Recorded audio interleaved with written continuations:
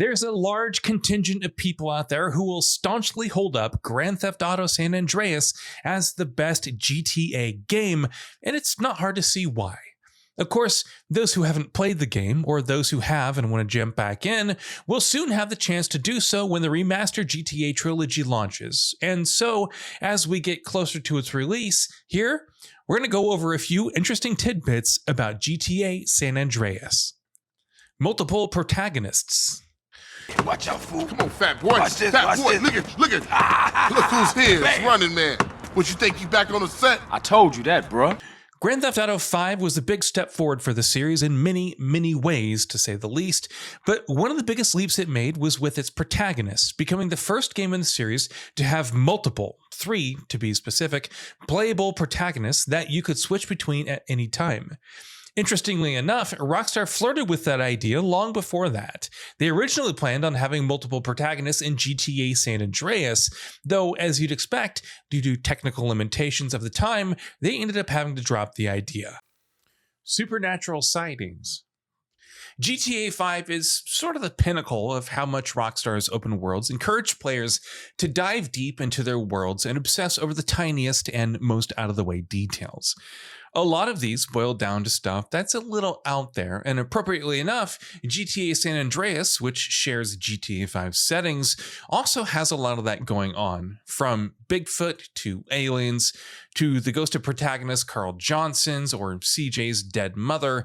Playing spent countless hours running around in that open world to chase down all kinds of virtual urban legends. Vehicle designs. I'll have 2 number 9s, a number 9 large, a number 6 with extra dip, a number 7, 2 number 45s, 1 with cheese, and a large soda. GTA San Andreas has an impressive roster of more than 200 vehicles, and the design for a lot of these was tied in a very interesting way to narrative elements of the game. Set in the year 1992, chronologically, San Andreas is sandwiched between Vice City, which is set in 1986, and GTA 3, which takes place in 2001.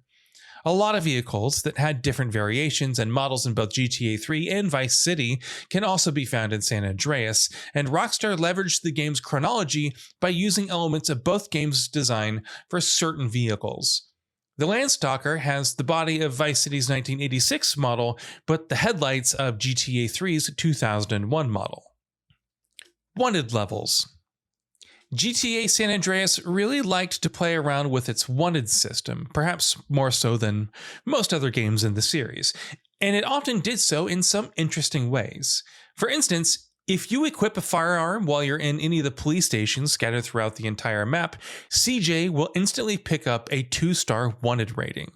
Funnily enough, if you only equip a melee weapon, your wanted level won't be affected. Of course, players can also use cheat codes to get around that. Claude. Returning characters from San Andreas aren't limited to just references. There are several characters from GTA 3 and Vice City that make appearances in San Andreas, including, of course, GTA 3 protagonist Claude. In fact, it wasn't until his appearance in San Andreas, which happens several years after the events of GTA 3, that Claude was even given an official name.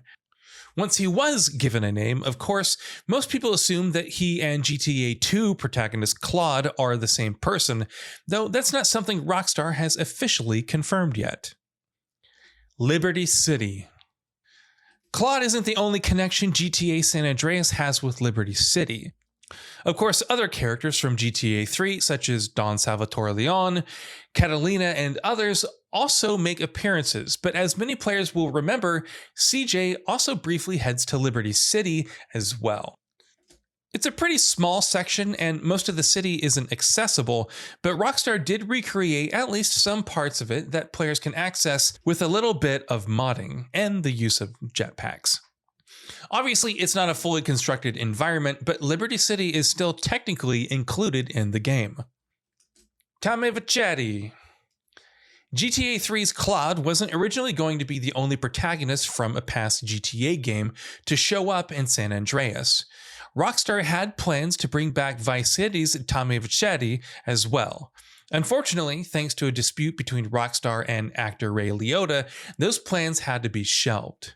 We do get a brief mention of Tommy at one point in the game, which serves as a nice little callback for fans of Vice City, but if things had gone to plan, the man himself would have at least had some role to play in the game. Vice City. Players don't get to go back to Vice City in GTA San Andreas the way they do Liberty City, but there's still plenty of references and callbacks hidden in the game. On top of returning characters, you can also find action figures from Vice City in the backs of shops. You can find maps of the city and dumpsters. You can find a statue in the game resembling one of the collectible hidden packages from GTA Vice City, and much more.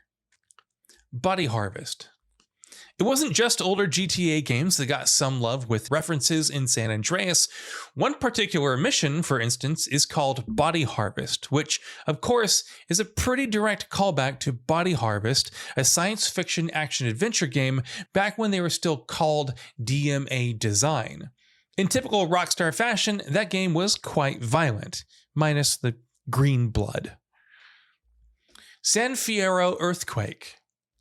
This might not be a detail that many people might have even come across in the game, but it's an interesting one. Apparently, parts of the map in San Fierro were hit with an earthquake not long before the events of the game, and you can hear people talking about it on the radio. In fact, if you head to San Fierro, you can even spot several leftovers from the quake, like half-standing buildings. So what are your thoughts on this? Go ahead and share them in the comments below, and if you liked the video, please subscribe to the channel and enable all notifications by clicking the bell icon to get new video updates. We upload every day and would really appreciate your support. Thanks for watching.